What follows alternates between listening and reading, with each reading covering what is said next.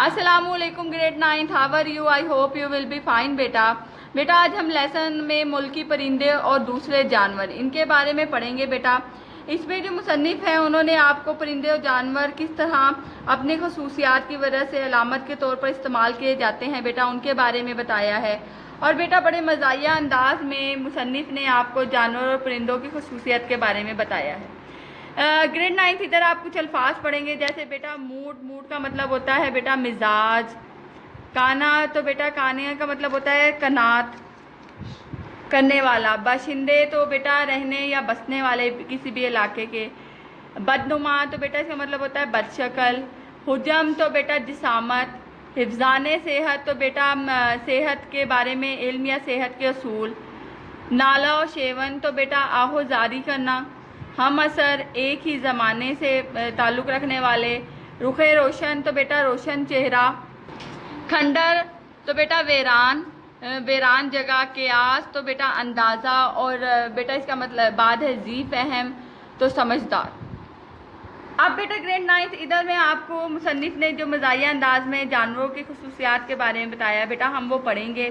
तो बेटा सबसे पहले जो मुसन्निफ़ है उन्होंने कव्वे के बारे में बताया है, यानी कि कव्वा ग्रामर में हमेशा मुज़क्कर इस्तेमाल होता है और काले रंग का होता है, ये तो आप सबको पता है। बर्फ़ानी इलाकों में सफ़ेद या सफ़ेदी माइल कव्वा नहीं पाया जाता। पहाड़ी मतलब वो कहता है कि वहाँ भी कव्वा काला ही होता है। उसके बाद है वो बता रहे हैं पहाड़ी कव्वा जो है वो 1.5 फुट लंबा और वज़नी होता है। कव्वे खूबसूरत नहीं होते, लेकिन पहाड़ी कव्वा बाकायदा बदनुमा होता है। कव्वे की नज़र बड़ी तेज़ होती है। कव्वा बावर्ची खाने के पास बहुत मसरूर रहता है, यानी खुश रहता है, और दरख्त पर बैठकर सोचता है कि ज़िंदगी कितनी हसीन है। कव्वे से तो हमें यही सबक सीखने को मिलता है, यानी हम सीख सकते हैं। कव्वे को गाना नहीं आता, लेकिन वो काएं काएं करता है। अब मुसन्निफ़ कहता है काएं काएं का क्या मतलब होता है, इसका कुछ मतलब नहीं होता मुसन्निफ़ के नज़र में। आगे बेटा दूसरा जानवर जो परिंदा जो मुसन्निफ़ ने लिया है वो है बुलबुल। अब बुलबुल एक रवायती परिंदा है जो हर जगह मौजूद है, सवाए वहाँ के जहाँ इसे होना चाहिए। हम हर खुशगुलो परिंदे को बुलबुल समझते हैं। कसूर हमारा नहीं, हमारे अदब का है।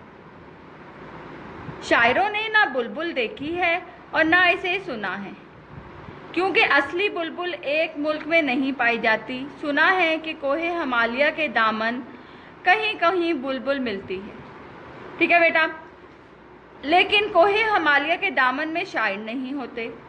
बुलबुल कभी सफ़र करती है, इसका ख्याल है कि वो पहले ही वहाँ है जहाँ इसे होना चाहिए, लेकिन मुसन्निफ़ का मानना है कि बुलबुल को जहाँ होना चाहिए वहाँ वो होती नहीं, ठीक है बेटा। इसके बाद है बेटा भैंस। तो बेटा भैंस मोटी और खुश तबाह होती है। ये सब एक जैसी होती हैं। भैंस का हाफ़ज़ा कमज़ोर है, इसे कल की बात आज याद नहीं रहती, ठीक है बेटा। उसके बाद मुसन्निफ़ कहते हैं इस लिहाज से वो इंसान से ज़्यादा खुशनसीब है, यानी इंसान को बातें याद रह जाती हैं और भैंस को नहीं रहती। भैंस के सामने बीन बजाई जाए तो नतीजा तसल्ली बख्श नहीं निकलता। भैंस को बीन से कोई दिलचस्पी नहीं है। जैसे बेटा मुहावरा मशहूर है ना, भैंस के आगे बीन बजाने का कोई फ़ायदा नहीं, यानी भैंस के आगे बीन बजाई जाए या ना बजाई गए, उसका जो रद्द अमल है वो बेटा एक ही रहेगा। उसके बाद बेटा मुसन्निफ़ अगले उल्लू का जिक्र करते हैं। उल्लू बुर्दबार और दानिशमंद है, लेकिन फिर उल्लू है। वो खंडरों में रहता है, लेकिन खंडर बनने की वजूहात दूसरी हैं। उल्लू की 20 किस्में बताई जाती हैं। मेरे ख्याल में 5-6 किस्में काफ़ी थी, यानी कि अब मुसन्निफ़ कहते हैं कि मेरे ख्याल में तो 5-6 किस्में काफ़ी थी। वैसे उल्लू जो बता रहे हैं मुसन्निफ़, उल्लुओं की जो आदतें हैं आपस में इस कदर मिलती हैं कि एक उल्लू को देख लेना तमाम उल्लुओं को देख लेने के मुतरादिफ है। शौख और बातूनी परिंदों में उल्लू का मर्तबा बहुत बुलंद है, क्योंकि वो चुपचाप रहता है। आगे मुसन्निफ जिक्र कर रहे हैं बेटा बिल्ली का। तो बेटा बिल्लियों की कई किस्में बताई गई हैं।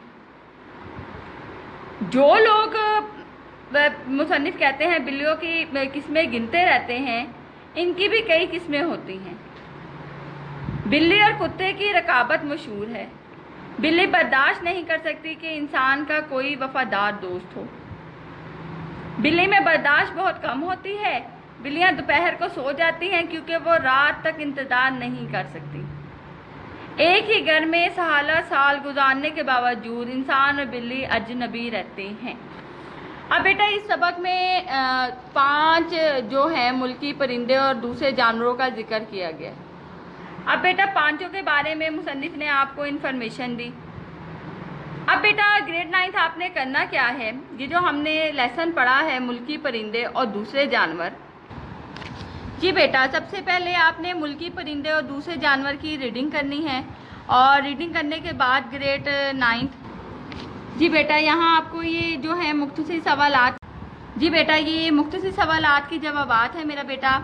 ये आपने जब आप रीडिंग करेंगे तो बेटा आपने ये सॉल्व करने हैं। उसके बाद है बेटा मतन को मद्देनज़र रखकर दुरुस्त जुमलों की निशानदही कीजिए। तो बेटा ये आपने मतन को मद्देनज़र रखते हुए बेटा आपने इनकी निशानदही करनी है। आगे ग्रेड 9 यहाँ पे है दिए गए अल्फाज में से मौजूद अल्फाज की मदद से खाली जगह पुर करें। तो बेटा यहाँ आपको अल्फाज दिए गए हैं, आपने उनकी मदद से बेटा यहाँ खाली जगह को फिल करना है।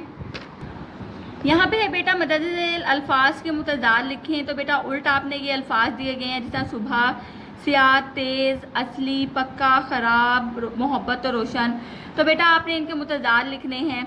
अब बेटा यहाँ पर आपको ग्रेड 9 मैंने इराब लगाना सिखाए हैं। आपने ये अल्फाज लेने हैं और इन पर इराब लगाकर बेटा ये मुझे वर्क अपना सेंड लाजमी किया करें। डेली का वर्क डेली किया करें और मुझे सेंड भी किया करें। यहाँ है बेटा मुज़क्कर और मोनस अल्फाज अलग अलग करके लिखें। तो बेटा आप मुज़क्कर और मोनस अलग करेंगे और अलग राइट लिखेंगे। उसके बाद है मुसन्निफ ने उल्लू के बारे में जो कुछ लिखा है इसे इख्तिसार के साथ बयान करें। तो बेटा ये आपने नोटबुक पर राइट करना है और राइट करके मुझे वर्क सेंड करना है। आगे है सबक का उन्वान, मुसन्निफ का नाम और इक़्तिबास से मौक़े महल के वजाहत करते हुए मददा झेल इक़्तिबास की तशरीह करें। तो बेटा मैंने आपको सियाक़ो सुबाक़ से तशरीह करना सिखाई है। तो बेटा यहाँ पर आपको दिया गया है बुलबुल पक्के राग गाती है या कच्चे, सवालिया निशान। आप तंग आ जाएं तो इसे खामोश करा सकते हैं। तो बेटा उन्वान, मुसन्निफ का नाम और मौक़े महल की वजाहत करते हुए बेटा आपने इसकी तशरीह राइट करनी है 1/4 पेज पर चार्ट पर और आपने मुझे बेटा ये सेंड भी करनी है। ठीक है ग्रेड 9, अपना ख्याल रखें बेटा, दुआओं में याद रखें। अल्लाह हाफिज़।